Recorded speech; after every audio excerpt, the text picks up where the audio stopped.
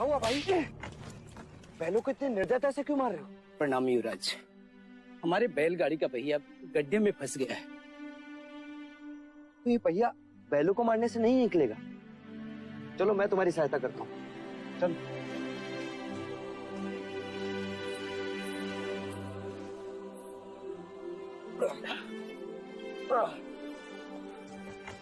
रुक जाइए युवराज, ये आप क्या कर रहे हैं? सहायता। सहायता या पाप?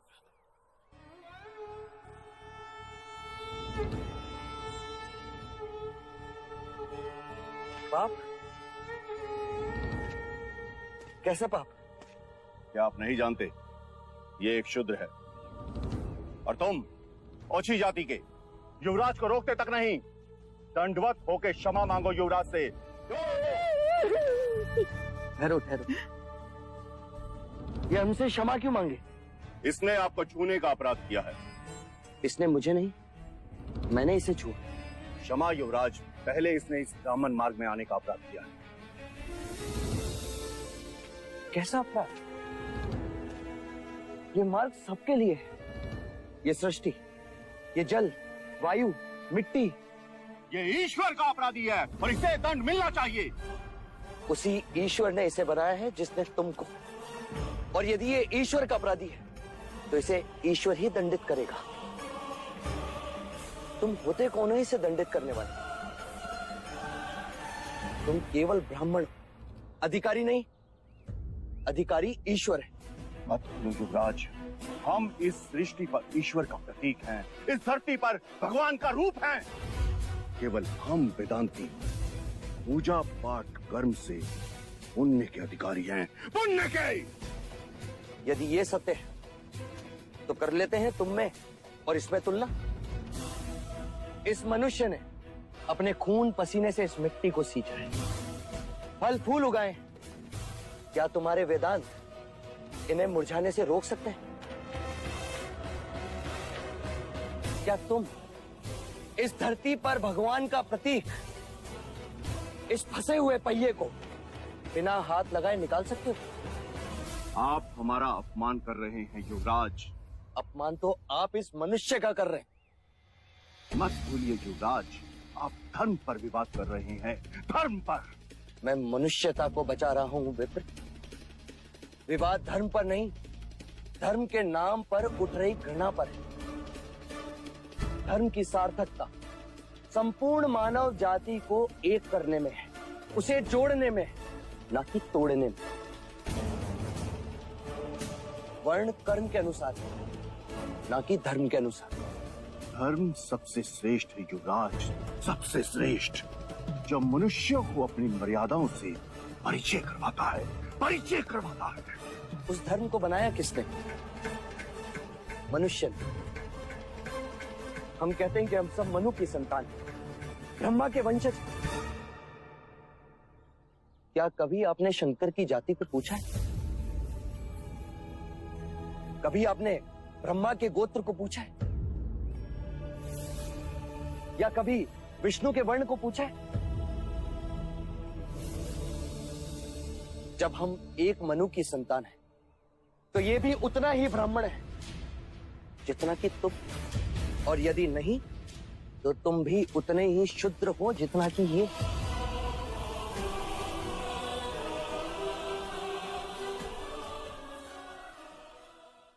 யசோதரையோட ஒத்துழைப்பு இல்லனா புத்தர் ஞானம் பெற்றதே கஷ்டம்தான்.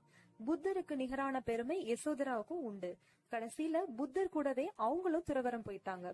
இப்ப யோசிச்சு பாருங்க, எந்த அளவுக்கு யசோதரை தியாகமும் துறவி வாழ்க்கையும் வாழ்ந்தாங்க தன் கணவனுக்காகன்னு. ஒரு ஆணோட வெற்றிக்கு பின்னாடி ஒரு பெண் இருப்பான்றத உணர்த்தவே உலகம் போற்றும் புத்தர் கிடைக்க யசோதரா தான் காரணம்னு சொல்லி முடிவடைகிறது. சாமி இல்லம்மா, ஆசாமி. என்னது ஆசாமியா? ஆமம்மா, ஆனா உயிர், உயிருள்ள சாமி இவரு. உசுரோட சாமின்னா ராத்திரியில எழுந்து நடமாடுவாரா? இவர் எழுந்து நடமாட மாட்டாரு. இவர் சொன்ன அறிவுரைகளும் அறவுரைகளும் உலகம் எங்கும் நடமாடிட்டு இருக்கு. சாமிங்க, கடவுளுங்க, இவங்களுக்கு பிறவிகளே இல்ல. அவங்கெல்லாம் அவதாரங்கள். அப்படித்தான் புராணங்கள் சொல்லுது. இவரு அவதாரம் இல்ல, நம்ம பாரத தேசத்துல கபிலவஸ்துங்கிற ஊர்ல இயேசுநாதர் பிறக்கிறதுக்கு முன்னாடியே 567ஆம் ஆண்டு இவர் பிறந்துட்டாரு. சுத்தோதனருங்கிற மன்னருக்கும் மாயாதேவிங்கிற மகாராணிக்கும் மகனாக பிறந்தவர் இவர். அரச குடும்பத்துல பிறந்தவரா ஆண்டி கோலத்துல இப்படி? மன்னனானா சட்டம் போட்டு மக்களை கட்டுப்படுத்த முடியும். ஆனா அவங்க மனசை மாத்த முடியாது. மகானா மாறினாதான் மக்கள் மனசை மாத்தி அவங்கள நல்வழிப்படுத்த முடியும்னு சித்தார்த்தர் நாட்டை விட்டு காட்டுக்கே போயிட்டாரு. அருமையான மனைவி, அழகான மகன், பாசமுள்ள தந்தையை பிரிந்து துறவரம் பூண்ட தூயவர் இவர்.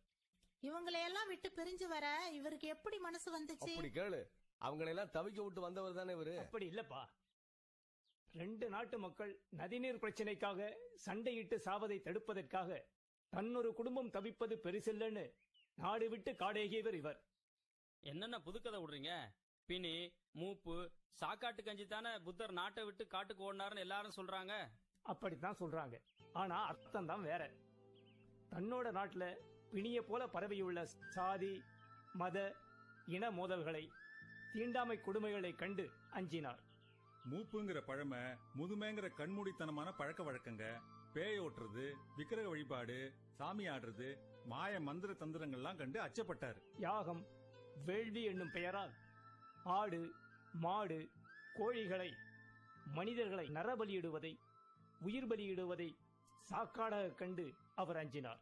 காலாகாலமா மக்கள் மனசுல பதிஞ்சிட்ட இந்த மத சடங்குகளை மன்னனாக இருந்தா களைய முடியாது, மத விரோதி என இந்த மக்கள் முத்திர குத்தி இந்த நாட்டே நிலகுலைய செய்திடுவாங்கன்னு அவர் அச்சப்பட்டாரு. அதனாலதான் சித்தார்த்தர் மன்னராகி மத அடிமையாகிட விரும்பாமல் மக்கள் மனதை தெளிய வைக்க அவர் துறவரம் மேற்கொண்டார். நல்லா சொன்னீங்கண்ணே. நான் கூட நினைச்சது உண்டு, பிணி, மூப்பு, சாக்காட்டு கஞ்சி தான் புத்தர் நாட்டையே விட்டு காட்டுக்கு ஓடினார்னா அவர் நாட்டுக்குள்ள வரும்போது பிணியே வராத மூலிகையை கொண்டு வந்திருக்கணும், மூப்பே வராத சூரணத்தை கொண்டு வந்திருக்கணும், சாவே வராத அமிர்தத்தை கொண்டு வந்திருக்கணுமே. ஆனா இவரோ அதையெல்லாம் கொண்டு வராம புத்தம், தம்மம், சங்கம்னு அறவுரைகளை மட்டுமே அறிவுரைகளா கொண்டு வந்தப்பவே நினைச்சேன் இதுல ஏதோ தில்லுமுள்ளு நடந்திருக்குன்னு. ஆமா, அது என்னென்ன நதிநீர் பிரச்சனை? இப்ப நம்ம மாநிலத்துக்கும் அண்டை மாநிலத்துக்கும் நதிநீரை பங்கிட்டு கொள்றதுல தகராறு இருக்குல்ல, அதே மாதிரி அந்த காலத்துல ரோகிணி நதி நீரை பங்கிட்டு கொள்றதுல பிரச்சனை இருந்துச்சு. சாக்கியர் சங்கத்தில் இது பற்றி விவாதிக்கப்பட்டது. கோலியர்கள் மேல் போர் தொடுத்து உரிமையை நிலைநாட்ட வேண்டும் என்று சேனாதிபதி முன்மொழிந்தார். போர் கூடாது, பேசியே சமரசம் காணணும்னு அரசகுமாரரான சித்தார்த்தர் மறுப்பு தெரிவிச்சாரு. ஆனா போர் செய்தே தீர வேண்டும் என்று பெரும்பான்மையோர் குரல் கொடுத்தனர். போரால 2 நாட்டு மக்களும் ரத்தம் சிந்த நேரிடும், உயிர் பலிகள் ஏற்படும், அதனால தான் பங்கேற்க முடியாதுன்னு சித்தார்த்தர் சொல்லிட்டாரு. சங்க விதிகளின்படி போரில் பங்கெடுக்காதவருடைய சொத்துக்களை பறிமுதல் செய்ய வேண்டும், அல்லது நாடு விட்டு நாடு கடத்த வேண்டும், அல்லது தூக்கிலிட வேண்டும் என்பதெல்லாம் சங்கத்தின் விதிமுறைகள். தன்னால தன் தந்தையாருக்கும் குடும்பத்துக்கும் துன்பம் ஏற்பட்டுடக் கூடாதுன்னு தானே துன்பங்களை ஏற்று 2 நாட்டு மக்களின் உயிர் பலியை தடுப்பதற்காக துறவரம் மேற்கொண்டு நாட்டை விட்டு காடேகினார். இதனால் போர் தடுக்கப்பட்டது, பேசியே பிரச்சனை தீர்க்கப்பட்டது. இந்திய அரசியலமைப்பு சட்டத்தை எழுதிய டாக்டர் அம்பேத்கர் கூட புத்தரை போலவே தான் வகிச்ச சட்ட அமைச்சர் பதவியை திறந்தார்னு பேசிக்கிறாங்களே. Ladies and gentlemen, I am indeed delighted to be with the honorable members of the European Parliament on the occasion of the Golden Jubilee year of the European Union. I am reminded of the dream of an Indian poet, Kaniyan Pungundranar, who articulated in 3000 years back in Tamil classic Purananur. He says, Yadum Ure Yavarum Kelir, which means, I am a world citizen, every citizen is my own kith and kin, he said 3000 years back. As we say in India, where there is righteousness in the heart, where there is righteousness in the heart, there is beauty in the character. When there is beauty in the character, there is harmony in the home. When there is harmony in the home, there is harmony, there is an order in the nation. When there is order in the nation, there is peace in the world.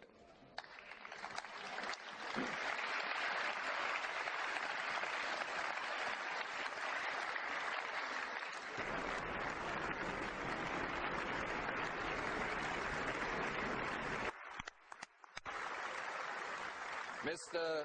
President Abdul Kalam, in the name of the European Parliament, I want to thank you for this important and inspiring speech. This was one of the most extraordinary speeches we have ever heard.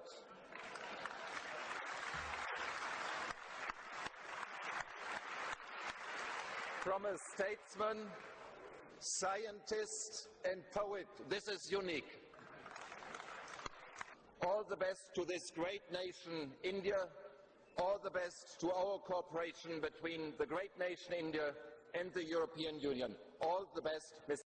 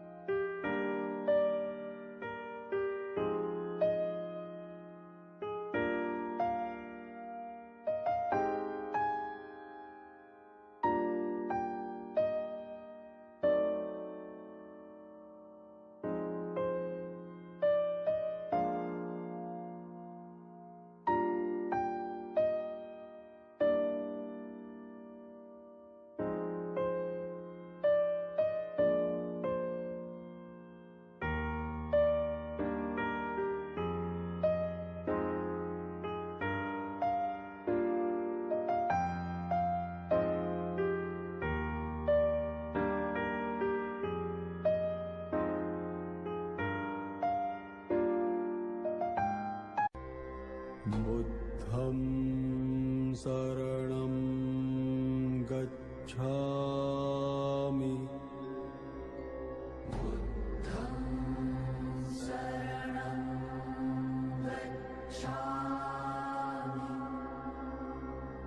धम्मं शरणं गच्छामि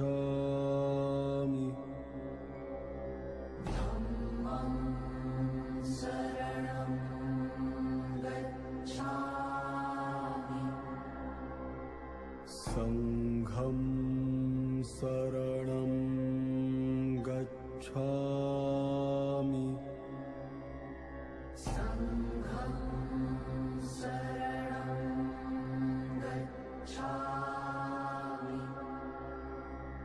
बुद्धं Waheguru Ji Ka Khalsa, Waheguru Ji Ki Fateh. Sangat Ji, so we are in this temple here. It's called the Golden Mount Temple in Thailand. And while walking up, we actually met the statues behind us. So in English expressions, you would commonly see them as hear no bad, see no bad, and speak no bad. Guru Nanak Dev Ji in Gurbani tells us the same thing as well. So in the Bani of Asa Diwar, Guru Nanak Dev Ji actually tells us, Manika Sutaka Loga hai, Jeva Sutaka Kud. So Jeva, the tongue that we used to speak, when we speak impurity, what kind of impurity we speak? The chugli, nindya, when we speak out of jealousy of other people. Here this statue is telling us that we should not bring that impurity in our tongue. Guru Nanak Dev Ji tells us as well, Jeva Sutaka Kud. So we're bringing this impurity in our mouth. Next, Guru Sahib tells us, Akhi Sutaka Vekhana Partriya Partanarup. So what impurities do we bring in our eyes? Akhi Sutaka Vekhana, we see with our eyes, but what do we see? Partreya Partanarup. We see other people's wives in a lustful manner. We see other people's sisters in a lustful manner. Guru Sahib is telling us that these are impurities. We should be seeing other people's wives as our sisters, other people's sisters as our younger sisters and mothers. Similar for the Bibia as well, we should be seeing the elders as our fathers, those at the same age as us as our brothers, and those younger than us as our children. Next, Guru Sahib tells us, Kanni Sutaka Kanape, Lai Tabari Khai. Now, Sangaji, this is so important. What do we do? What kind of impurities do we bring in our ears?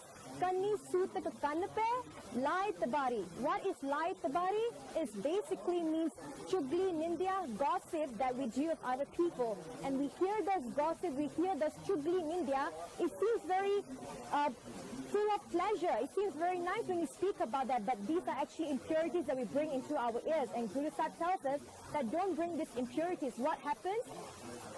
Tanni Sutaka Kanape, Lai Tabari Khai, Nanaka, Hansa Admi, Badde, Jampur Jai. So Guru Sahib says in the last pankti, Nanaka Hansa Admi. Even though that man could be like a hans, could be so beautiful, like a swan, white in color from the outside, but what happens when we bring these impurities in our senses? Badde Jampur Jai. The Jamdus, the messengers of death, will tie our hands, and they'll bring us to hell because we bring in these impurities into our senses, into our mind. So Sangaji, just as these statues are telling us all these messages, Gurbani is telling us the same thing as well. So please forgive me for my mistakes. Vaheguru Ji Ka Khalsa, Vaheguru Ji Ki Fateh.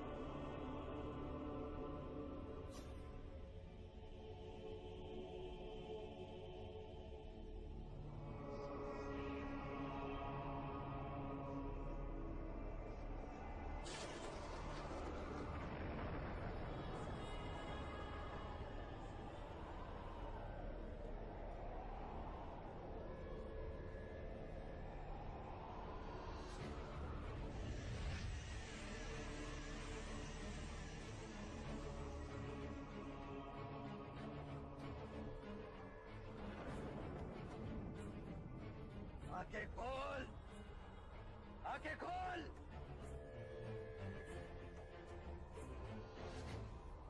कौन हो तुम? लौकिक जगत ने मुझे मारा कहते हैं, पर मैं तेरा ही रूप हूँ। मैं भावनाएं हूँ, पर तेरी। मन जो विनाशी है, उसके आगे मैं उस अलौकिक जगत में जा रहा हूँ जो अविनाशी। अब तो उस अलौकिक जगत में नहीं जा सकता। तेरे तप की सीमा आ गई है, और अब उसके आगे तुम मुझे बांध नहीं पाओगे। मैं तुमसे मुक्त हो जाऊंगा। पर मुझसे विमुख हो क्या नहीं? काम, क्रोध, मद, लोभ, माया, ये मेरे अस्त्र हैं। पहले मुझसे युद्ध कर। नहीं, युद्ध से भावनाएं प्रबल होती हैं, और फिर से यही भावनाएं इसी माया चक्र में फंसाती हैं। मैं इसी कर्म चक्र से परे जा रहा हूं, जहां किसी काम का स्पर्श ना हो, जहां कोई माया उलझा ना सके, जहां कोई मोह बांध ना सके, जहां क्रोध जला ना सके।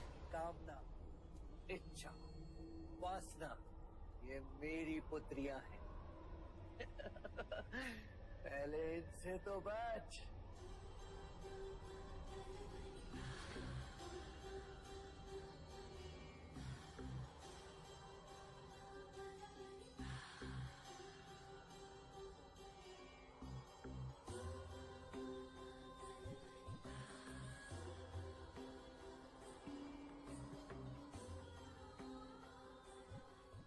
मैं कामना हूँ, मेरे स्पर्श में जीवन है, मुझसे प्रेम करो। मैं वासना हूँ, मेरे फल में वो अनुभव है जिसके लिए मनुष्य तरसता है। मैं इच्छा हूँ, जीवन के समस्त सुखों का रस है मेरी मदिरा में, चखो इसे।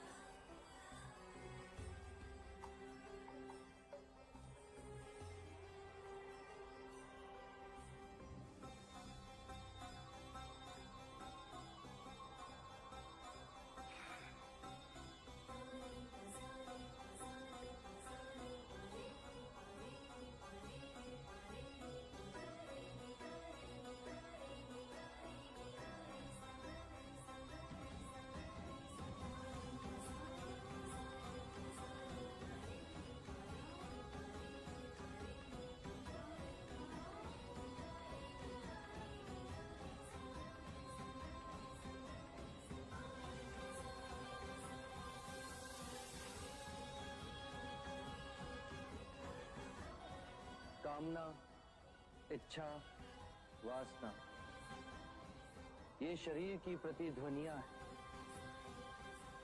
जब शरीर का मोह टूट जाए तो ये केवल एक पत्थर से टकराकर लुप्त हो जाती है। जैसे ज्ञान का सूर्य उदय होते ही अंधकार लुप्त हो जाता है, वैसे ही आत्मज्ञान का सूर्य जब मुदित होता है तो सारे प्रलोभन राग बन धरती पर गिर पड़ते हैं।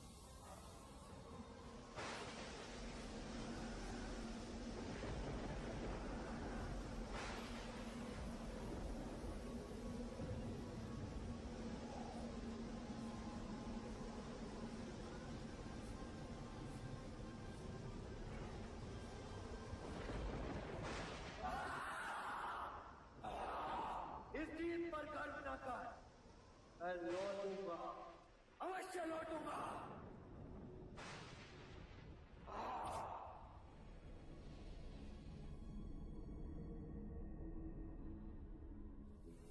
सत्य कथा,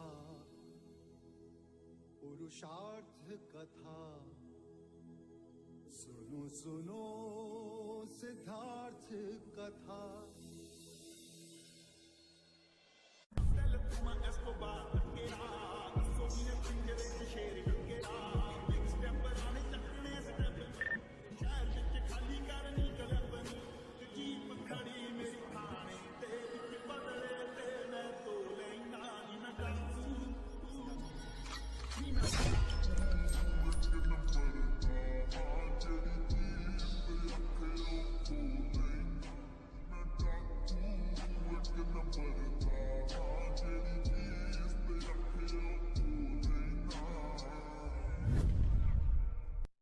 நம்ம வாழ்கிற உலகத்தில் எல்லாத்துக்குமே ஒரு விலை இருக்குது. ஏன் நம்ம சுவாசிக்கிற காற்று கூட எப்படி வசூல் பண்ணணும்னு கண்டுபிடிச்சிட்டாங்கன்னா அதுக்கும் வசூல் பண்ணுவாங்க. But porn is free. எங்கே பார்த்தாலும் மலிந்து கிடக்கு ஆபாசம். ஏன்னு யோசிச்சிருக்கீங்களா? அதை பற்றின பதிலை கூறும் காணொளி தான் இது. நம்ம சிறுவர்களாக இருந்தபோது நமக்குள்ள இனம் புரியாத உற்சாகம் இருந்துச்சு. காலையில் எந்திரிச்சதுலேருந்து இரவு படுக்கிற வரையும் இந்த சின்ன உடம்புல தான் எவ்வளவு எனர்ஜி. எப்போதும் மகிழ்ச்சியாக சின்ன விஷயங்களில் கூட பெரிய ஈடுபாட்டோடு இருந்தோம். நமக்கு அப்போல்லாம் கவலை கஷ்டம்னா என்னன்னே தெரியாது. அதை நம்ம முற்றிலுமாக இழந்த பருவம் தான் டீனேஜ். 10-12 வயசில் நம்மளுடைய உடல் மாற்றத்தின் விளைவாக ஏதாவது ஒரு வகையில் எதிர்பாலினத்தோட உடலை அறிஞ்சிக்கணும் அப்படின்னு ஆசைப்படுறோம். அதனுடைய விளைவாக அந்த வயசுலே இன்டர்நெட் போன்ற வசதியால் நமக்கு ஆபாச படங்கள் அறிமுகமாயிருச்சு. ஆபாச படங்களை பார்க்க ஆரம்பித்து அதுலேருந்து வெளியே வந்துட்டேன்னு சொல்லக்கூடியவர்கள் வெகு சிலர் தான். மற்றவர்கள் எல்லாமே போர்னோகிராஃபி அடிக்ட்ஸ். இன்றைக்கு 30 வயதுக்குள்ள உள்ளவர்கள்ல 90 விழுக்காடு ஆபாச படங்களுக்கு அடிமையானவர்கள் தான். ஆபாசம் படம் பார்ப்பது அடிமைத்தனமா என்றால் நிச்சயமாக அடிமை பழக்கம் தான். எந்த அளவுக்கு மோசமான அடிக்ஷன் அப்படின்னா, ஹெராயின் மெத் யூஸ் பண்றதை விட மீளவே முடியாத அடிக்ஷன் அப்படின்னு சொல்லிட்டு ரிசர்ச்ல சொல்றாங்க. இப்போ பானோகிராஃபியை சுத்தி கட்டமைக்கப்பட்டுள்ள, அதற்கு ஆதரவாக கட்டமைக்கப்பட்டுள்ள ஒரு 3 பொய்ய விளக்கமா பார்த்துடலாம். செக்ஸ் பிலிம்ஸ் நமக்கு பாலியல் கல்வியை கற்றுக் கொடுக்குது அப்படின்னு சொன்னதுதான். வயது முதிர்ந்த பெரியவர்களிடம் போய் இந்த விஷயத்த சொன்னீங்க அப்படின்னா நல்லா மண்டையிலே ஒரு சாத்தி இந்த படத்துக்கும் நிஜ வாழ்க்கையிற்கான தாம்பத்தியத்திற்கும் எந்த சம்பந்தமும் இல்லை அப்படின்னு அனுப்பி வச்சிருவாங்க. நம்மளுடைய தாத்தாக்கள் காலத்துல செக்ஸ் பிலிம்ஸ் பார்த்துக்கிட்டா அடுத்த தலைமுறையை உருவாக்குனாங்க. உண்மையை சொல்லணும் அப்படின்னா செக்ஸ் என்பது இயற்கை உணர்வு. இயற்கையே அந்த பாடத்தை நமக்கு சொல்லிக் கொடுக்கும். இல்லை எனக்கு நல்லா தெரிஞ்சுதான் ஆகணும் அப்படின்னா நீங்க கோயிலில் இருக்க சிற்பங்களையோ தந்திர நூல்களையோ ஸ்டடி பண்ணுமே தவிர ஃபேக் ஐடியோட, ஃபேக் ஃபேஸோட, ஃபேக் பாடியோட, யாருன்னு தெரியாத முகம் கவர் பண்ண அவங்களுடைய ஆபாச படத்தை நீங்கள் இன்டர்நெட்டில் பார்த்து கற்றுக்கிறேன்னு நம்பி உங்களை நீங்களே ஏமாற்றிக்கொள்ள வேண்டாம். 2வது மித், போனோகிராஃபி பார்த்து மாஸ்டர்பேட் பண்ணுறது நல்லது, அது பண்ணலை அப்படின்னா உங்களுக்கு ப்ராஸ்டேட் கேன்சர் வந்துடும் அப்படின்னு சொல்கிறது தான். இது ஒரு ஈனத்தனமான பொய். சன்னியாசிகளும் பிரம்மச்சாரிகளும் ப்ராஸ்டேட் கேன்சர் வந்து தான் சாகுறாங்களா என்ன? உண்மை என்ன அண்ணா, அடிக்கடி ஒருத்தன் மாஸ்டர்பேட் பண்ணி தன்னுடைய உயிர் சக்தியை இழந்தான் அப்படின்னா அவனுக்குள்ள உடல் வலிமை, மன வலிமை, மோட்டிவேஷன் எதுவுமே இருக்காது. ஜாம்பி மாதிரி சுற்றிக்கிட்டு இருப்பான். முகமெல்லாம் ரத்த சோகை வந்திருக்கும். ஏன் நம்ம குழந்தையா இருந்தப்போ இருந்த எனர்ஜி இப்போ இல்லை அப்படிங்கிற கேள்விக்கான பதில் இப்போ உங்களுக்கு தெரிஞ்சிருக்கும்னு நினைக்கிறேன். ஏன்னா அப்போ நம்ம செக்ஸ் அடிக்டா இல்லை, நம்மளுடைய உயிர் சக்தியை தினமும் இழந்துட்டு வாழலை. நமக்குள்ள இருக்கிற விந்தணு இன்னொரு மனித உயிரை படைக்கும் அளவுக்கு வீரியம் வாய்ந்தது. அதை தினம்தோறும் இழப்பது அப்படின்றது உங்களுடைய வாழ்க்கை வீரியம் இல்லாமல் செய்கிற அர்த்தமற்ற வாழ்க்கையை மாற்றி விடுறதுக்கு நீங்களே வழிகொள்ளுன மாதிரி ஆயிரும். 3வது மாபெரும் பொய், மாஸ்டர்பேஷன் இஸ் குட் அப்படிங்கிறது தான். அதை மாடர்ன் டாக்டர்ஸே சொல்கிறது தான். இதை விட பெரிய ஜோக்கே இல்லை. ஏன்னா மாடர்ன் டாக்டர்ஸ்க்கு பல பேருக்கு டாக்டர் சிம்பிளுடைய அர்த்தமே தெரியாது. வீணடிக்கப்படாத sexual energy which means semen energy முதுகு தண்டுவடம் வழியாக பயணித்து நெற்றிக்கண்ணின் பின் உள்ள பீனியல் கிளாண்டை அடையும். அது அப்படி அடைந்து விட்டால் அங்கிருந்து DMT என்கிற ஒரு கெமிக்கல் சுரக்கும். அதை தான் டாக்டர் சிம்பிளில் இருக்கிற ஈகிள் இறக்கையா வடிவமைச்சிருப்பாங்க. இதனுடைய அர்த்தம் என்ன அப்படின்னா, ஷெமன் எனர்ஜியை வேஸ்ட் பண்ணாம இருந்தா நீ மனித நிலையிலிருந்து உயர்ந்து கடவுள் நிலைக்கு செல்வாய் அப்படின்னு சொல்றது தான். நம்ம பார்த்து வியக்கக்கூடிய புத்தர், இயேசு, விவேகானந்தர், வள்ளலார், ராமச்சந்திரர், ஓஷோ போன்ற எல்லாருமே பிரம்மச்சாரிகளாக இருப்பதன் அர்த்தம் இப்ப புரியுதா? நம்ம மாடர்ன் டாக்டர்ஸ்க்கு பல பேர்ல டாக்டர் சிம்பிளுடைய அர்த்தம் கூட தெரியாது. ஏன் அவர்களுடைய ஆராய்ச்சியில் மாஸ்டர்பேஷன் தப்பு இல்லை அப்படின்னு அவங்க சொல்றாங்க அப்படின்னா they themselves are sex addicts. போனோகிராஃபின்னு தொடங்கி மாஸ்டர்பேஷனை இவ்வளோ விரிவாக பேசுவதற்கான காரணம், போனோகிராஃபியின் நோக்கம் மனிதர்கள் தங்களுடைய உயிர் சக்தியை இழந்து உயர்ந்த பிறவியாக மாறாமல் இருக்க மாதிரி பார்த்து கொள்வது மட்டும்தான். அதனால தான் இதை இவ்வளோ விரிவாக பேச வேண்டிய தேவை இருக்குது. இப்போது benefits of giving a pornography and masturbation என்னென்ன அப்படின்னு பார்த்துடலாம். எனர்ஜி எக்கச்சக்கமாக உங்கள்கிட்ட இருக்கும். டைம் தாராளமாக கிடைக்கும். நிறைய புதிய புதிய விஷயங்கள்லாம் செய்ய ஆரம்பிச்சிருவீங்க. தள்ளி போடுற பழக்கம், ப்ரோக்ராஸ்டினேஷன் உங்களை விட்டு ஓடியே போயிடும். பெண்களை ஒரு ஆப்ஜெக்டாக பார்க்காம உயிரா, உணர்வா, சக மனுஷியா பார்க்க ஆரம்பிச்சிருவீங்க. பெண்களும் ஆண்கள் தங்களை உடலாக பார்க்கவில்லை அப்படின்னு உணர்ந்துட்டு குணத்தால தான் பார்க்குறாங்க, அளவை விட குணத்தை மதிக்கிறாங்க அப்படின்னு தெரிஞ்சுக்கிட்டாங்க அப்படின்னா அவங்களுடைய மனோநிலையும் மாறிடும். ஏன்னா ஆண் பெண் ஒழுக்கத்திற்கு 2 பேருக்குமே சம அளவில் பங்கு இருக்குது. ரொம்ப முக்கியமாக கண்கள் ஒளி பெற துவங்கும். மசில் க்ரோத் வந்து ரொம்ப அதிகமாக இருக்கும். ஹேர் லாஸ் வந்து குறைஞ்சிரும். கான்ஃபிடென்ஸ் வந்து ஸ்கை ராக்கெட்டாக பூஸ்ட் ஆயிரும். சமூக பயம் இருக்காது. எல்லாரும் முன்னாலும் சகஜமாக இருப்பீங்க. ஹெல்த் இஷ்யூஸ் அவ்வளோவா வராது. ஒரு காரியத்தை ஆரம்பித்தா அதை முடிக்கிற வரைக்கும் ஓய மாட்டீங்க. மோஸ்ட் இம்பார்ட்டன்ட்லி ஆண்களுடைய டெஸ்டாஸ்டிரான் வளர்ச்சி வந்து முறையாக இருக்கும். அதுக்கான மருந்துகளோ உணர்வுகளோ நீங்கள் ஸ்பெஷலாக எடுத்துக்கணும்னு அவசியம் இல்லை. மாஸ்டர்பேட் பண்ணாமல் இருந்தால் மட்டுமே போதும். டெஸ்டாஸ்டிரான் அதிகமாக சுரந்ததுன்னா உங்களுக்கு அதிகமாக மேஸ்குலினாக நீங்கள் மாறிடுவீங்க. இன்னும் நிறைய பெனிஃபிட்ஸ் இருக்குது. நிறைய வெளிப்படையாக சொல்ல முடியாத பெனிஃபிட்ஸ்லாம் இருக்குது.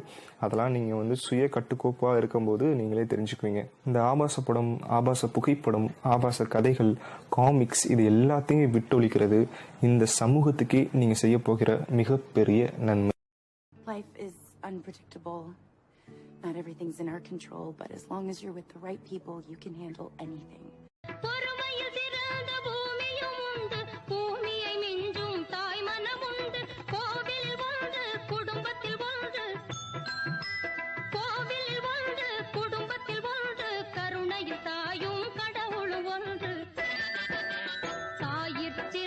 கோவிலும் இல்லை, தந்தை சொல் மிக்க மந்திரம் இல்லை, 1000 உறவில் பெருமைகள் இல்லை, அன்னை தந்தையே அன்பின் எல்லை. உங்களுக்கு ரொம்ப பிடிச்ச வில்லன் யார்? எங்க அப்பா நினைக்கிறேன். என்னோட வாழ்க்கையில எங்க அப்பா ஒரு சிறப்பான தரமான வில்லன் தான். இந்த வயசுல அப்பாக்களை எல்லாம் பார்த்தா உங்களுக்கு ஹீரோ மாதிரி தெரியும். நாங்களும் அதை மெயின்டைன் பண்ண ரொம்ப கஷ்டப்படுறோம். ஆனா ஒரு வயசுக்கு அப்புறம் நாங்க உங்களுக்கு வில்லன் மாதிரி தெரிய ஆரம்பிச்சிட்டோம். தன்னோட பிள்ளைங்களை ஹீரோவாக்குறதுக்காக அப்பாக்கள் கடைசி வரைக்கும் வில்லன்களாவே வாழ்ந்துட்டு போயிடுறாங்க. அந்த வகையில என்ன சூப்பர் ஹீரோ ஆக்குனே அப்பா ஒரு சிறப்பான தரமான வில்லன் தான். குட்டி கதை. இன்னைக்கு கியூட் குட்டி கதையில ரொம்பவே வித்தியாசமான ஒரு கதையை பார்க்க போறேங்க. கதைக்குள்ள போயிடலாமா? ஒரு ஊர்ல ஒரு குயவன்னா அது உங்களுக்கு தெரியுமே, நல்ல மண்பாண்டங்கள்லாம் செய்யறவங்க. அந்த குயவன் தன்னோட தாய், மனைவி, மகன் அப்படின்னு அன்பை வாழ்ந்து வந்தாரு. ஆனா குயவனோட மனைவிக்கு மாமியாரை பிடிக்கவே பிடிக்காது. மாமியாரை எப்படியாவது வீட்டை விட்டு அனுப்பிடணும்னு தினமும் குயவனை போட்டு நச்சரிச்சுப்பாங்க. என்னதான் அதை கண்டுகொள்ளாமே இருந்தாலும் ஒரு கட்டத்துக்கு மேல குயவனால அதை பொறுத்துக்கவே முடியல. தன் அம்மாவை 2 வீடு தள்ளி ஒரு வீட்டுல குடி வச்சான். குயவனின் மனைவி மாமியாரிடம் குயவன் செஞ்சு ஒரு தட்டை கொடுத்தாங்க. கொடுத்துட்டு வேலைக்கு வீட்டுக்கு வந்து இதுல சாப்பாடு நிரப்பிட்டு போய் வீட்டுல உட்காந்து சாப்பிட்டுருங்க அப்படின்னு சொன்னாங்க. என்னதான் மாமியாருக்கு இது அவமானமா இருந்தாலும் தன் மகனுக்காக வாய் திறக்காம மருமக சொன்ன வழியிலேயே வாழ்ந்து வந்தாங்க. ஆனா பேரனுக்கு பாட்டி வீட்டு விட்டு போனது அறவே பிடிக்கல. அவன் அம்மாவுக்கு தெரியாம சில சமயம் பாட்டி வீட்டுக்கு போய் விளையாடிட்டு வருவான். அவன் வளர வளர குயவன் எப்படி மண்பாண்டை செய்யறாரு அப்படின்னு கூர்ந்து கவனிக்க ஆரம்பிச்சான். சில சமயம் அவங்க அப்பா இல்லாதப்ப அவனோட இயந்திரத்தை அவனை இயக்கி கத்துக்க ஆரம்பிச்சான். ஒரு நாள் அவங்க அப்பா மாதிரியே நல்ல மண்பாண்டை செய்ய கத்துக்கிட்டான். உடனே அவங்க அம்மாவுக்காக ஒரு பெரிய நல்ல அழகான ஒரு தட்டு செஞ்சான். அவங்க அம்மாவை கூப்பிட்டு அந்த தட்டை கொடுத்தான். அந்த தட்டை பார்த்த உடனே அவங்க அம்மாவுக்கு அளவற்ற மகிழ்ச்சி. தன்னுடைய மகன் இந்த சின்ன வயசுலயுமே இவ்வளவு அருமையா தன்னுடைய மண்பாண்டங்களை செய்யறானே அப்படின்னு. அவங்க அம்மா அந்த பையன்கிட்ட கேட்டாங்க, மகனே நீ செஞ்ச தட்டு ரொம்ப அருமையா இருக்கு, எனக்கு ரொம்ப பிடிச்சிருக்குதுடா. ஆனா எத்தனையோ மண்பாண்டங்கள்லாம் இருக்கும்போது நீ எனக்கு ஒரு தட்டு தரணும்னு ஆசைப்பட்டேன் அப்படின்னு அவங்க அம்மா கேட்டாங்க. அதுக்கு அந்த பையன் சொன்னானமா, அம்மா ஒரு நாள் நான் அப்பா மாதிரி கல்யாணம் செஞ்சு போயிருவேன். அப்ப நீ பாட்டியை போட பக்கத்து வீட்டுக்கு போயிடணும்ல, அப்ப உனக்கு என் மனைவி தினமும் சாப்பாடு கொடுக்கறதுக்கு ஒரு தட்டு வேணும்ல, அதான் உனக்கு இந்த தட்டை கொடுத்தம்மா அப்படின்னு சொல்லிட்டான். அப்பதான் குயவனின் மனைவிக்கு தான் செஞ்ச காரியத்தோட தீவிரம் புரிஞ்சது. ரொம்ப வருத்தப்பட்டாங்க. அதுக்கப்புறம் மாமியார் தன் வீட்டுக்கு கூட்டிட்டு வந்து ரொம்ப அன்பா பாத்துக்கிட்டாங்க. சோ இந்த கதையோட மாரல் ஆஃப் த ஸ்டோரி என்னன்னு கேட்டீங்கன்னா, நம்மளுடைய வார்த்தைகள் மட்டுமே குழந்தைகளுக்கு பதியாது. நம்ம செய்யற ஒவ்வொரு காரியமுமே அதோட தீவிரமும் அந்த குழந்தைகளுக்கு உள்ள ஆழமா பதிஞ்சிடும். ஸோ குழந்தைகள் முன்னாடி என்ன பேசுறதா இருந்தாலும் என்ன செய்யறதா இருந்தாலும் கவனிச்சு செய்யுங்க. இதே மாதிரி பல கதைகள் உங்களுக்காக வெயிட் பண்ணிட்டு இருக்கு. ஸோ இதெல்லாம் கேட்கணும்னா கேர்வன்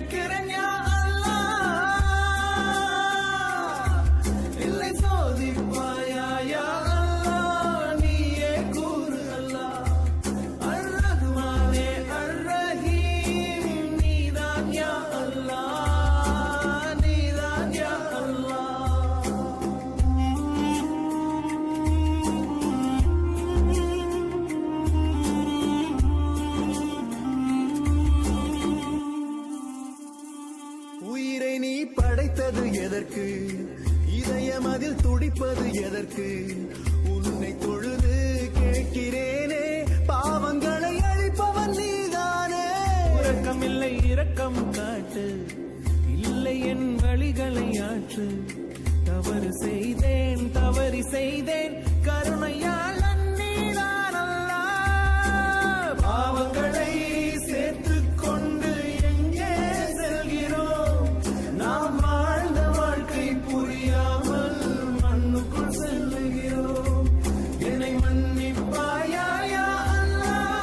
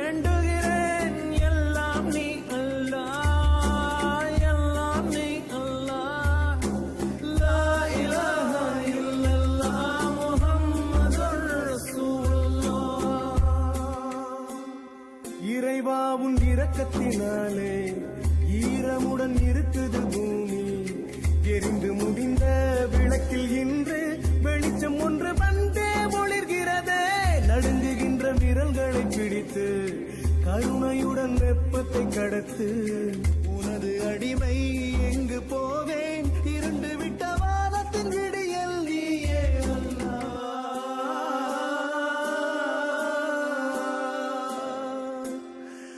ஆயங்களை கட்டிக்கொண்டு உன்னிடம் வந்து விட்டேன் என் பாவம் யாவும் தூயவனே எங்கோ மறந்து விட்டேன் லா இலாஹா இல்லல்லாஹ் லா இலாஹா இல்லல்லாஹ்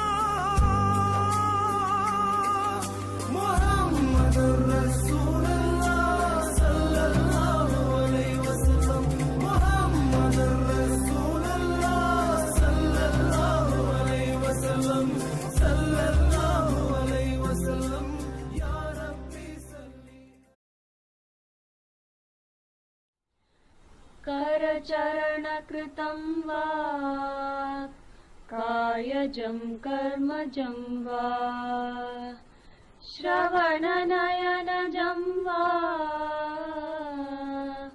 मानसं वा पराधं विहितमविहितं वा सर्वमेतत्क्षमस्व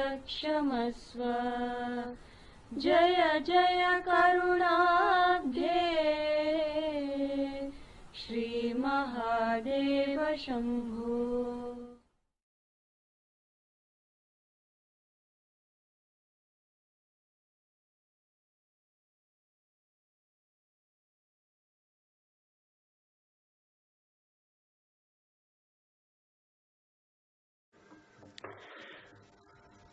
ஒரு கதை இருக்கு. ஒரு மலை, பெரிய மலை, பாறை, 3 தவளைங்க அது ஏறி போனோம். 3 தவளைங்க ஏறி போனோம். கம்ப்ளீட்டா அங்க தேனூர் இருக்கும், பாம்பு இருக்கும், தேள் இருக்கும், பல்லு இருக்கும், எல்லாமே இருக்கும். போறது ரொம்ப கஷ்டம். கீழே எல்லா தொழிலுங்க சொல்றது, போகாத, அவ்வளவுதான், இங்க பாரு, அங்க மாட்டிக்கிறான் பாரு, அங்க பாம்பு குத்தும் பாரு, இங்க தேன் அடிக்கும் பாரு, இங்க விழுவான் பாரு, அப்படின்னு கத்துட்டே இருக்கு. கீழே ஒரு 500 அடி வச்சுங்களேன். அந்த மலை 100 அடிக்கு போச்சு. ஒரு ஃப்ராக் வந்துருச்சு 100 அடி. இன்னும் ஒரு 300 அடி இன்னொரு ஃப்ராக் விழுந்துருச்சு. இன்னொன்னு போயிட்டே இருக்கு. எல்லாருக்கும் ஆச்சரியம், என்னடா போயிடுச்சு, அந்த மலைய தொட்டுடுச்சு. இதுக்கெல்லாம் ஷாக் ஆயிடுச்சு. எப்படியா போச்சு அது அப்படி கேட்டாங்க. என்ன ஒன்றும் கேட்காதா? அது காது கேட்காது.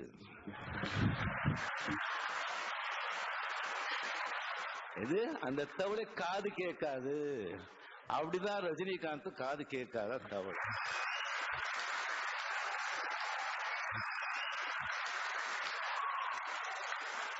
இது எனக்கு என்னமோ ஞானோதயம் நான் கண்டுபிடிச்சது கிடையாது. நான் பழகின பெரிய பெரிய மனிதர்கள் கிட்ட நான் கத்துக்கிட்டது. Sivaji sir, NTR sir, Rajkumar sir, இங்க உட்கார்ந்துருக்காங்க பாருங்க, கலைஞர் சார், அவங்க எல்லாம் பிராக்டிஸ் பண்ணிட்டு இருக்கிறது. எது எடுத்துக்கணுமோ அதை எடுத்துப்பாங்க, மிச்சது விட்டுடுவாங்க. போட்டாலும் சரி, தூற்றுனாலும் சரி. இல்லைன்னா அவ்வளவுதான், மனசு உடைஞ்சு முன்னுக்கு போக மாட்டோம். பினிஷ். பேசினவங்க பேசிட்டோம். வாழ்க்கையில சில சந்தர்ப்பங்கள்ல மனிதர்கள் மத்தியில பேச நம்ம செவடர்கள் ஆகணும். அப்போதான் நம்ம ஏதாவது சாதிக்க முடியும். இல்லைன்னா வாழ்க்கையை வீணா போயிடும். தேவனுக்கே மகிமை உண்டாவதாக. எந்த ஒரு கண்டுபிடிப்பும் கர்த்தருடைய சித்தமும் ஞானமும் இல்லாமல், அவருடைய திட்டமும் இல்லாமல் எந்த ஒரு மனிதனும் கண்டுபிடிக்கிறது இல்லை. கண்டுபிடித்த எல்லா கண்டுபிடிப்புகளும் மனிதனுக்கு தேவையான கண்டுபிடிப்புகள். ஆனால் அதை மனிதர்கள் எப்படி பயன்படுத்துகிறோம் என்பதில் அதிக கவனம் தேவைப்படுகிறது. காரணம், எடுத்துக்காட்டுக்கு சொல்கிறேன். நாம் தினமும் சமையல் செய்வதற்கு பயன்படுத்தும் ஒரு பொருள், முக்கியமான ஒரு பொருள், கூர்மையான ஒரு பொருள், கத்தி. அந்த கத்தியை வச்சு காய்கறிகளை வெட்டி சுவையான உணவையும் சமைத்து சாப்பிடலாம். அதே கத்தியை வைத்து தீய செயல்களையும் செய்யலாம். அப்படியாக ஒரு பொருள் தேவன் நமக்கு தருகிறார் என்றால் அதை எப்படி பயன்படுத்த வேண்டும் என்ற முழு அதிகாரமும் நமக்கு தந்து விடுகிறார். அதை நல்லதுக்கு மட்டுமே பயன்படுத்துவது மிகவும் நல்லது. கர்த்தருடைய பார்வைக்கும் செம்மையானதாய் தோன்றும்.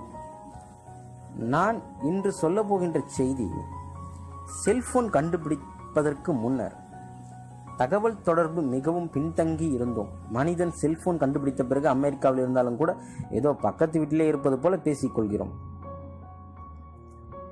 ஆனால் இதையும் தாண்டி நிறைய தீய செயல்களும் செல்போனில் அதிகம். மேலே சொன்ன மாதிரியே ஒரு பொருளை எடுத்து விட்டால் நல்லது கெட்டது இந்த உலகத்திலேயே இயேசு கிறிஸ்துவின் பரிசுத்த ஆவியும் இருக்கிறது. தள்ளப்பட்ட தீய சக்தியான சாத்தானும் இந்த உலகத்திலே வாசம் செய்கிறான். ஒரு வசனத்தை காண்போம். ஆதியாகமம் 3ஆம் அதிகாரம் 22ஆம் வசனம். பின்பு தேவனாகிய கர்த்தர், இதோ மனுஷன் நன்மை தீமை அறியத்தக்கவனாய் நம்மில் ஒருவரை போல ஆனான். வசனம் என்ன சொல்றதுன்னா, நல்லா உங்களுக்கு புரிஞ்சிருக்கும். ஒரு மனிதன் தேவனுடைய ஞானத்தினால் ஒரு பொருளை மனிதனுக்கு உபயோகமுள்ளதான் கண்டுபிடிச்சிட்டான். இன்னொரு மனிதன் சாத்தானால் ஏவப்பட்டு அந்த பொருள் மூலமா பாவத்தை எப்படி கொண்டு வரலான்னு திட்டம் போடுறான், சாத்தானின் ஏவுதலினால். இப்போது இருக்கும் செல்போன்ல ஆபாசம் நிறைந்து காணப்படுகிறது. ஆபாசம் செல்போன்ல தேடவே வேண்டாம். ஒரு ஆப்பை யூஸ் பண்ணிட்டு அதை க்ளோஸ் பண்ணாலோ ஓப்பன் பண்ணாலோ அட்வர்டைஸ்மெண்ட்டு வருது. அதுலேயே ஆபாசம் நிறைந்த படங்கள் வருது. செல்ஃபோன் எப்படி தான் யூஸ் பண்ணுறது, அதுலேருந்து நம்ம எப்படி தான் தப்பிக்கிறது என்ன நீங்கள் கேட்குறது எனக்கு புரியுது. அதை பற்றி இப்போ பார்ப்போம். ரோட்டில் போயிட்டு இருக்கும்போது ஒரு வால் போஸ்டர், அசிங்கமாக வால் போஸ்டர் நீங்கள் பார்த்துட்டீங்க. அது கண்ணுக்கு எதாச்சியாக பட்டுருச்சு. அது தவறு கிடையாது. அந்த போஸ்டரை திரும்பவும் போன இடத்துல இருந்து திரும்பவும் வந்து அந்த போஸ்டரை பார்த்தோன்னு சொன்னால் அதுதான் பாவம். இதுதான் கர்த்தருடைய பார்வைக்கு பாவமாக தோன்றுகிறது. அதுபோல சாத்தான் செல்போனில் இந்த மாதிரியான விஷயங்களை கொண்டு வரும்போது எதிர்பாராத விதமாக எல்லாரும் யூஸ் பண்ணும்போது வரதான் செய்யும். அதை பார்த்துட்டு அதோட விட்டுடணும். இல்லை அந்த படத்துக்குள்ளே என்ன இருக்குதுன்னு தேடி நீங்கள் போனீங்கன்னா இது நரகத்துக்கு உங்களை கொண்டு போயிடும். இது சாத்தானுடைய ஒரு வலை. சாத்தான் செல்போனில் வலையை விரித்து வச்சிருக்கிறான். அதில் நம்ம ஆத்துமாக்களை வீணாகாமல் பார்த்துக்கிறது நமக்கு முக்கியமான நோக்கம். சரி, அதுக்கப்புறமா என்னவெல்லாம் செய்யக்கூடாது என்பதை பார்ப்போம். தேவையில்லாத செல்போனில் பேசக்கூடாது. தேவையான காரியங்களை மட்டுமே பேசுறது ரொம்ப நல்லதுங்க. ஒரு பழைய காலத்தை எடுத்துக்கிட்டோன்னா இன்லேண்ட் லெட்டரில் என்ன விஷயம் எழுத வேண்டுமோ அதை மட்டும் தான் எழுத முடியும். தேவையில்லாத காரியங்களை எழுதவே முடியாது. காரணம், அவ்வளோதான், அதில் லிமிட் இருக்கும். ஆனால் இப்போ செல்ஃபோனில் எவ்வளோ வேணாலும் பேச முடியுது. அதனால் தேவையில்லாத வாதங்கள், தேவையில்லாத பேச்சுக்கள், அரட்டை பேச்சுக்கள், இதை தவிர்ப்பது ரொம்ப ரொம்ப நல்லதுங்க. அதுக்கப்புறம் வாலிப பிள்ளைங்க சினிமா சாங்ஸை அதிகமாக கேட்குறீங்க.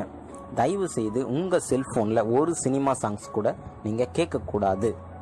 அதை கேட்குறது மிகவும் கர்த்தருக்கு அருவருப்பான ஒரு செயல். தயவு செய்து ஒரு சினிமா பாடல் கூட நீங்கள் அதில் வச்சிக்காதீங்க. அப்படி ரிங்டோனாக வச்சா கூட அது கிறிஸ்தவ பாடலாக இருக்கட்டும், இல்லைனா வேறு ஏதாவது ஒரு மியூசிக்காக இருக்கட்டும். இப்போ யூடியூப் எடுத்துக்கிட்டிங்கன்னா நிறைய விஷயங்கள் அதில் நம்ம தகவலை தேடுறோம். நல்ல விஷயங்களும் அதில் கிடைக்குது, மிகவும் மோசமான விஷயங்களும் அதில் இருக்குது. அப்போது யூடியூப்பில் நம்ம சர்ச் பண்ணுறோன்னா முக்கியமான நல்ல தகவல்களை மட்டும் நம்ம பார்க்கறது மிகவும் நல்லது. ஃபேஸ்புக் நம்மளுடைய நேரத்தை அதிகமாக திருடுங்க. அதில் ஒன்ஸ் நீங்கள் உள்ளே போயிட்டீங்கன்னா அதை தள்ள பேஜஸ் வந்துக்கிட்டே தான் இருக்கும். அதுக்கு முடிவே கிடையாது. ஸோ நம்ம தேவனுக்கு கொடுக்க வேண்டிய நேரத்தை ஃபேஸ்புக் அதிகமாக நம்மக்கிட்டேருந்து பிடுங்குது. தயவு செய்து ஃபேஸ்புக் யூஸ் பண்ணாமல் இருக்கிறது ரொம்ப நல்லது. ஏன்னா உங்களுக்கு தேவையான தகவலை நீங்கள் தேடணும் அப்படின்னு சொன்னால் அதுக்கு யூடியூப் இருக்குது, நீங்கள் தேடிக்கலாம். ஆனால் இதில் நீங்கள் தேடுறேன், இதில் நல்லதை தான் நான் ஷேர் பண்ணுறேன்னு நினச்சி நீங்கள் போனீங்கன்னா அது போயிட்டே இருக்கும். உங்களால் கட்டுப்படுத்த முடியாத அளவுக்கு உங்களுடைய நேரத்தை திருடிடும். அதுக்கப்புறம் பார்த்தீங்கன்னா தேவையில்லாதவர்கள் உங்களுக்கு ஃப்ரெண்ட்ஸ் ரெக்வெஸ்ட் தருவாங்க. நீங்கள் அதை அவங்க யாருன்னே தெரியாமல் நீங்கள் அக்செப்ட் பண்ணிக்கிட்டா, வாலிப பெண்களாக இருந்தாலும் சரி, வாலிப பையன்களாக இருந்தாலும் சரி, அதை நீங்கள் அக்செப்ட் பண்ணிட்டீங்கன்னா உங்களுக்கு தேவையில்லாத விஷயத்துக்கு அது கொண்டு போகும். இப்படி நிறைய பேர் தன்னுடைய வாழ்க்கையை ஃபேஸ்புக் யூஸ் பண்ணி நிறைய பேர் கெடுத்துக்கிட்டதை நீங்கள் பேப்பர் மூலயமா, நியூஸ் பேப்பர் மூலயமா நீங்கள் தெரிஞ்சிருப்பீங்க. தயவு செய்து கிறிஸ்தவ பெண்கள், வாலிப பிள்ளைகள் தயவு செய்து இந்த ஃபேஸ்புக்கை தவிர்க்கிறது ரொம்ப நல்லது. அதே போல் வாட்ஸ்அப் எடுத்துக்கிட்டா அது என்னது, ஸ்டேட்டஸை வச்சு அடுத்தவங்க வைக்கிற ஸ்டேட்டஸை நம்ம பார்க்கறது, நம்ம ஸ்டேட்டஸ் வைக்கிறது. ஏங்க ஒன்று தெரியுமா, நம்மளுடைய ஸ்டேட்டஸ் தேவனுடைய பார்வைக்கு எப்படி இருக்குதுன்னு நீங்கள் என்னைக்காவது தெரிஞ்சுக்கிட்டீங்களா? தேவனு பார்த்தா நம்மளுடைய ஸ்டேட்டஸ் எப்படி இருக்குதுன்னு தெரிஞ்சுக்கிட்டீங்களா? அதை பாருங்க. தேவையில்லாத ஸ்டேட்டஸை வைக்கிறது, எதிர்த்தரப்பினர் பார்க்குறாங்களான்னு பார்த்துக்கிட்டு இருக்கிறது, நீங்கள் பார்த்ததை அவங்களுக்கு தெரியப்படுத்தும். அது தெரியுங்களா? அது நீங்கள் ஒரு ஸ்டேட்டஸ் பார்க்குறீங்கன்னா அது எதிர்த்தரப்பினருக்கு தெரியும், நம்ம ஸ்டேட்டஸ் பார்த்துட்டாங்கன்னு ஒரு ஸ்டேட்டஸ் வைக்கணும்னு. இது தேவையில்லாத ஒரு டைம் வேஸ்ட். தயவு செய்து இதை நீங்கள் யூஸ் பண்ணாதீங்க, இது நல்லது. அதன் பிறகு பார்த்தீங்கன்னா யூசி ப்ரௌசர் யூஸ் பண்ணாதீங்க. ஏன்னு சொன்னால் யூசி ப்ரௌசருக்கு பதிலாக ஒபேரா மினி யூசி ப்ரௌசர் இது யூஸ் பண்ணாதீங்க. இதுக்கு பதில் நீங்கள் என்ன யூஸ் பண்ணலான்னா கூகுள் குரோம் யூஸ் பண்ணலாம். ஏன்னா ஒபேரா மினியும் யூசி ப்ரௌசரும் எடுத்துக்கிட்டிங்கன்னா ரொம்ப ஒரு அசிங்கமான செய்திகளை தான் அதிகமாக அதில் போடுறாங்க. அதனால அதை தவிர்க்கிறது ரொம்ப நல்லது. அதுக்கப்புறமா போர்ன் வீடியோஸ், கேம்ஸு இதிலெல்லாம் உங்களுடைய பார்வை போகவே கூடாது. இந்த போர்ன் வீடியோஸ்லாம் சாத்தானுடைய மிகப்பெரிய வலை. இதிலெல்லாம் நீங்கள் போய் விழுந்துட்டீங்கன்னா உங்களால் தப்பிக்கவே முடியாது. நீங்கள் நரகத்துக்கு கண்டிப்பாக செல்லுவீங்க. அதுக்கு ஒரு வசனத்தை நான் சொல்கிறேன். மத்தேயு 5ஆம் அதிகாரம் வசனம் 28, நான் உங்களுக்கு சொல்லுகிறேன், ஒரு ஸ்திரீயை இச்சையோடு பார்க்கிற எவனும் தன் இருதயத்தில் அவளுடைய விபச்சாரம் செய்தாயிற்று. பார்த்துக்கிட்டீங்களா? தேவ ஆவியானவர் எவ்வளோ அருமையான ஒரு வசனத்தை நமக்கு சொல்லியிருக்கிறார். ஒரு பெண்ணை ஒரு இச்சையோடு பார்த்துட்டாவே அது விபச்சாரத்துக்கு ஈக்குவல். ஆகவே நம்ம இந்த மாதிரி போன் வீடியோஸ்லாம் பார்க்கவே கூடாது. அதனால் இதை முற்றிலுமாக தவிர்க்கணும். இது கர்த்தருடைய பார்வைக்கு பொல்லாப்பானது. யோசேப்பினுடைய கதை உங்களுக்கு தெரியும். யோசேப்பு எப்படி அந்த மாதிரியான காரியங்களிலிருந்து விலகி ஓடினான் என்று உங்களுக்கு நீங்கள் தெரிஞ்சுக்குங்க. அதனால் யோசேப்பை போல இந்த மாதிரியான பாவ செயல்களிலிருந்து நம்ம விலகி ஓட வேண்டும். கர்த்தருடைய பாதத்துக்கு நேராக நாம் செல்ல வேண்டும். சரி, நம்ம இதுவரைக்கும் என்னெல்லாம் செய்யக்கூடாதுன்றதை பார்த்தோம். இனி தேவனுடைய பார்வைக்கு அருமையானதாக இருக்கணும், நான் செல்ஃபோன் பயன்படுத்தி ஆகணும், தேவனுக்கு இது பிரியமான செயலாக இருக்கணும், நான் என்னென்ன பண்ணலான்னு நான் சொல்கிறேன், நீங்கள் தெரிஞ்சுக்கங்க. உங்கள் செல்ஃபோனில் அதிகமாக தேவனுடைய ஏவுதலால் ஏவப்பட்ட மனிதர்களுடைய பாடல்களை அதிகமாக கேளுங்க. ஜீசஸ் சாங்ஸ் அதிகமாக நீங்கள் கேளுங்க. நீங்கள் பிரயாணம் பண்ணும்போதும் சரி, நீங்கள் டைம் எனக்கு போகலை, எனக்கு போர் அடிக்குது அப்படின்னாலும் கர்த்தருடைய பாடலை அதிகமாக கேளுங்க. அது உங்கள் ஆவிக்குரிய வாழ்க்கையில் ஊக்கப்படுத்தும். அதன் பிறகு யூடியூப்பில் நிறைய தேவ மனிதர்கள் அருமையான கர்த்தருடைய வார்த்தைகளை பகிர்ந்து கொள்கிறாங்க. அதைகளையும் நீங்கள் கவனிக்க வேண்டும். அதுக்கப்புறம் பார்த்தீங்கன்னா நிறைய தேவ மனிதர்கள் தேவ வசனத்தை ஆராய்ச்சி செய்து அதை பற்றியதான நிறைய காணொளிகளை நீங்கள் யூடியூப்பில் பார்க்கலாம். அதையும் நீங்கள் பார்த்து உங்களுடைய ஆவியின் வளர்ச்சிக்கு இது உதவும். அதனால் அந்த மாதிரியான விஷயங்களை யூடியூப்பில் நீங்கள் தேடி பார்த்துக்குங்க. அதன் பிறகு கண்டிப்பாக எல்லாருடைய கிறிஸ்தவ நண்பர்களுடைய செல்ஃபோன்லேயும் இருக்க வேண்டியது பைபிள். அதில் பைபிள் படிக்கலாமா அப்படின்ற கருத்துக்கு நான் உள்ளே போல, அதை பற்றி பேசணும்னு நிறைய இருக்குது. ஆனாலும் நமக்கு பைபிள் அதில் இருக்கிறது நல்லது.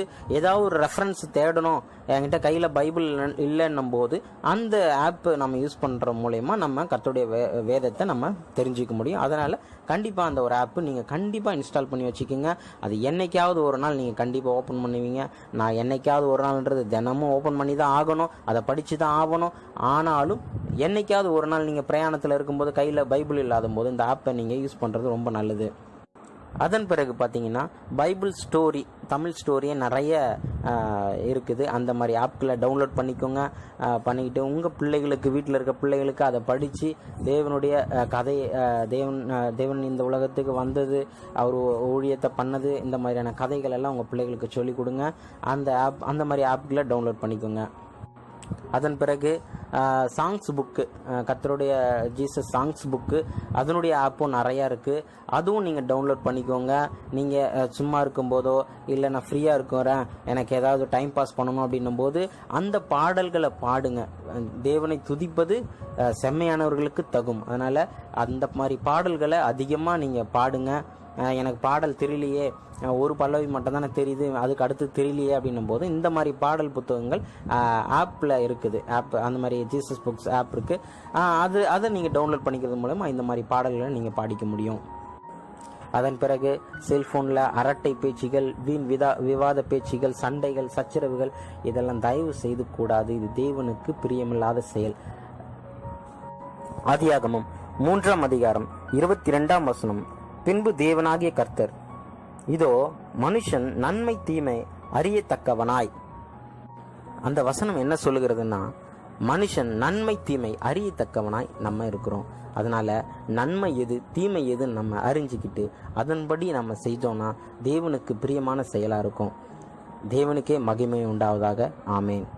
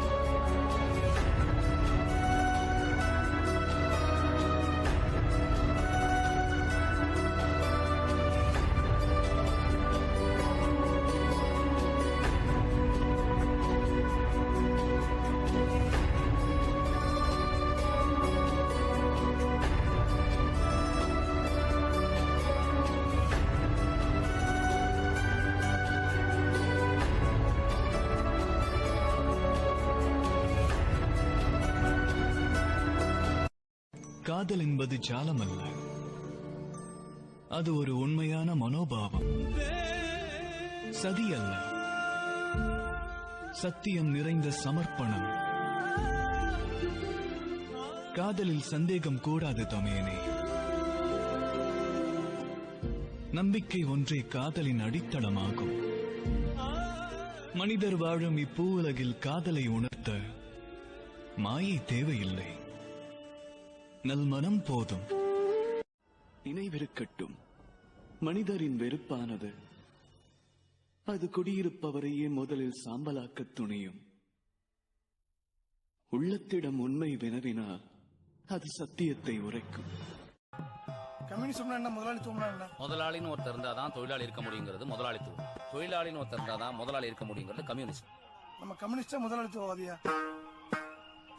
முதலாளியாக முயற்சி பண்ற communist. Interesting story about Stephen Hawking. தன்னோட 18வது வயசுல அவர் ஹாஸ்பிட்டல் அட்மிட் பண்றாங்க. டாக்டர் என்ன சொல்றாங்கன்னா அமியோபெட்ரிக் லேட்டரல் டிசீஸ். இந்த சீரிஸ் மூலமா நீங்களோட பிரைனுக்கு போற நர்வஸ் சிஸ்டம் கட் ஆயிட்டு ஒவ்வொரு பாட்டா செயலடிக்க ஆரம்பிச்சுன்னு சொன்னாங்க. அதுக்கப்புறம் டாக்டர் இவர் இன்னொரு விஷயத்தையும் சொல்றாங்க. அது என்னன்னா 27 வயசு வரை உயிர் வாழ்றது கஷ்டம் சொல்றாங்க. ஸ்டீஃபன் ஹாக்கிங் இதெல்லாம் பொருட்படுத்தாம தன்னோட கோலை நோக்கி போறாரு. அதாவது இந்த உலகத்துல எக்கச்சக்கமான விஷயங்களை கண்டுபிடிச்சி 60 வயசு வரை உயிர் வந்திருக்காரு. இன்ஃபேக்ட் அவரோட எல்லா உடம்போட பாட்டு செயலதுக்கு அப்புறமா தசை கண்ணு மட்டும் வச்சு பிளாக் ஹோல் தியரியை பத்தி ப்ரூவ் பண்ணியிருக்காரு. அவர் ஒவ்வொரு பாட்டு செயலெழுந்தும் போதும் அவர் பார்த்தீங்கன்னா தனக்கு தானே மிஷினை கண்டுபிடிச்சி அதை தனக்கு தானே பயன்படுத்திக்கிட்டாரு. ஸ்டீஃபன் ஹாக்கிங் மூலம் நம்ம தெரிஞ்சுக்க வேண்டிய விஷயம் என்னன்னா, நம்ம வாழ்க்கையில எக்கச்சக்கமான தடைகள் வரும். ஆனா நமக்கு தேவையான கோலை நம்ம அடையணும்னா அந்த தடைகளை தாண்டி தான் போகணும். இதே மாதிரி வீரனா மறக்காம விஷயத்தோட சத்தியத்தில் லைக் கொடுத்துட்டு பாருங்க. தன்னை திருத்திக்க முயற்சி பண்ணணும். இன்னொருத்த எப்படியாவது இருந்துட்டு போட்டு நமக்கு என்ன போச்சு? கெட்டவனா இருக்கட்டுமே, நமக்கு என்ன? அவன் பட போறான் அதனுடைய விளைவுகளை. அதனால இன்னொருத்தர குறை சொல்றதை மறந்துடுங்க. முதல்ல யோசிக்கவே கூடாதுங்க. உங்களை பத்தி யோசிங்க, உங்களுக்கு நல்லது. மற்றவனை பத்தி போச்சுன்னா உங்களுக்கு மன ஓச்சல் தான் வரும்.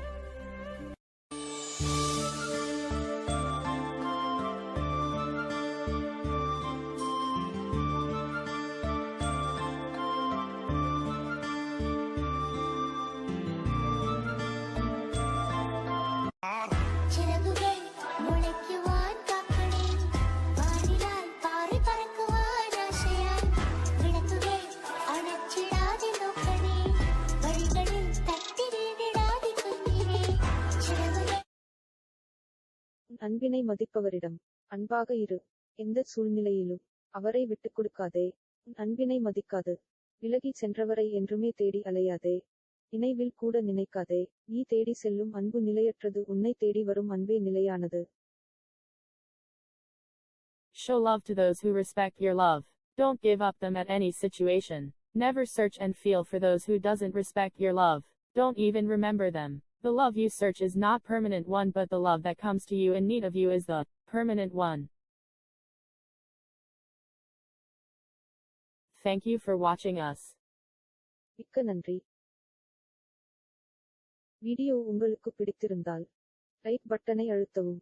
கருத்து தெரிவிக்கவும். இந்த வீடியோவை நண்பர்களுடன் மற்றும் குடும்ப உறவினர்களுடன் பகிரவும். If you like the video, press like button, do comment, and share this video with your friends and family members.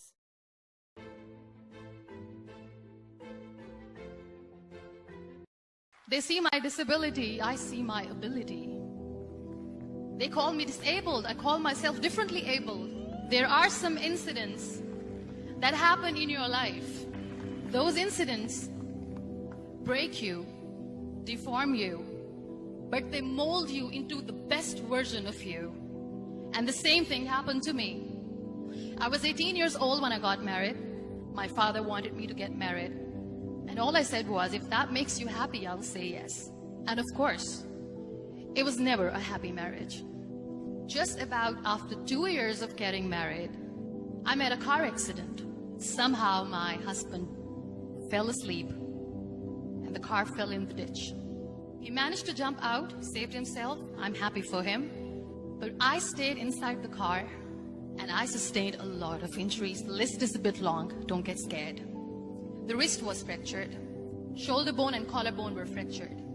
My whole rib cage got fractured. And because of the rib cage injury, lungs and liver were badly injured. I couldn't breathe. I lost urinary bowel control. That's why I have to wear the bag wherever I go. 3 vertebrae of my backbone were completely crushed. And I got paralyzed for the rest of my life. I finally ended up in a hospital where I stayed for 2.5 months. I underwent multiple surgeries. One day, doctor came to me and he said, well, I heard that you wanted to be an artist, but you ended up being a housewife. I have a bad news for you. You won't be able to paint again because your wrist and your arm are so deformed, you won't be able to hold a pen again. Next day, doctor came to me and said, your spine injury is so bad, you won't be able to walk again. Because of your spine injury and the fixation that you have in your back, you won't be able to give birth to a child again. That day, I was devastated. I asked my mother, why me? And that is where I started to question my existence. Why am I even alive? And that is where I realized that the words have the power to heal the soul. My mother said to me, "This too shall pass. God has a greater plan for you.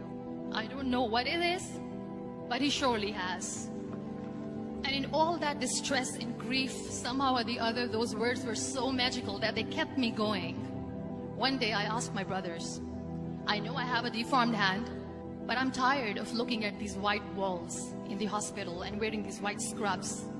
I'm getting tired of this. I want to add more colors to my life. I want to do something. Bring me some colors. Bring me some small canvas. I want to paint." So the very first painting I made was on my deathbed, where I painted for the very first time. It was not just an art piece or just my passion. It was my therapy. And then I was discharged and I went back home. And I went back home and I realized that I have developed a lot of pressure ulcers on my back and on my hip bone. I was unable to sit. There were a lot of infections in my body, a lot of allergies. So doctors wanted me to lie down on the bed straight for not 6 months, for not 1 year, for 2 years. I was bedridden, confined in that one room, looking outside the window, listening to the birds chirping, and thinking maybe there will be a time when we'll be going out with the family and enjoying the nature. That was the time where I realized how lucky people are. That is the time where I realized that the day I'm going to sit, I'm going to share this pain with everyone to make them realize how blessed they are, and they don't even consider them lucky. That day I decided that I'm going to fight my fears. We all have fears. Fear of unknown, fear of losing people, fear of losing health, money. We want to excel in career, we want to become famous, we want to get money. We are scared all the time. So I wrote down one by one all those fears, and I decided that I'm going to overcome these fears one at a time. You know what was my biggest fear? Divorce. I was trying to cling on to this person who didn't want me anymore, but I said no. I have to make it work. But the day I decided that this is nothing but my fear, I liberated myself by setting him free. And I made myself emotionally so strong that the day I got the news that he's getting married, I sent him a text that I'm so happy for you and I wish you all the best. And he knows that I pray for him today. Number 2 was, I won't be able to be a mother again. And that was quite devastating for me. But then I realized there are so many children in the world, all they want is acceptance. So there is no point of crying, just go and adopt one. And that's what I did. People think that they will not be accepted by the people because we, in the world of perfect people, are imperfects. So I decided that instead of starting an NGO for disability awareness, which I know will not help anyone, I started to appear more in public. I started to paint. I decided that I'm going to join the national TV of Pakistan as an anchor person. And I've been doing a lot of shows for the last 3 years. I became the National Goodwill Ambassador for UN Women Pakistan, and now I speak for the rights of women, children. We talk about inclusion, diversity, gender equality, which is a must. Every time I go in public, I always smile. It's always a big toothy smile on my face, and people ask me, don't you get tired of smiling all the time? What's the secret? I always say one thing, that I have stopped worrying about the things that I have lost, the people that I have lost. Things and people who were meant to be with me are with me. And sometimes, somebody's absence makes you a better person. Cherish their absence. It's always a blessing in disguise. Live your life fully. Accept yourself the way you are. Be kind to yourself. Be kind to yourself. I'll repeat, be kind to yourself, and only then you can be kind to others. Love yourself and spread that love. Life will be hard. There will be turmoils, there will be trials, but that will only make you stronger. So when you accept yourself the way you are, the world recognizes you. It all starts from within.